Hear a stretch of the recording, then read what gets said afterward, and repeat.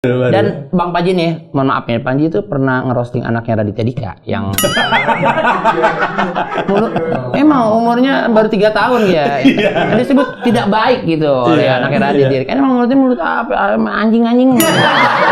Mulut ya, kalau ngomong di mana dia jadi gimana dia? Enggak, itu gua kan biasa Bang Diki. Kita kan cuma bercanda-bercanda aja. Cuman orang suka kamu ngomong, kamu aja lupa tuh kamu habis ngomelin aku di AKS. Gue lupa gue, tapi gue ingat sampai sekarang. Ngomong lagi deh. Sorry, Asli support banget, keren. Ya enggak, itu bercanda aja itu. Cuman orang nggak tahu kenapa menganggap gue serius marahin anak 3 tahun. Manusia normal macam apa yang marah-marah 3 tahun? Dia juga punya anak ya, nggak mungkin kalau lu marah-marah. Cara seorang Panji marahin anaknya kayak gimana emang? Takutnya jadi dia perbandingan juga nih orang sama marahin anaknya Radit sama nggak ketika kamu marahin anaknya sendiri? Gua kalau marah sama anak tuh nadanya nggak pernah naik, tapi ngomongnya lebih tegas dari biasanya. Jadi gua agak nadanya nggak naik. Gini, gua nggak pernah.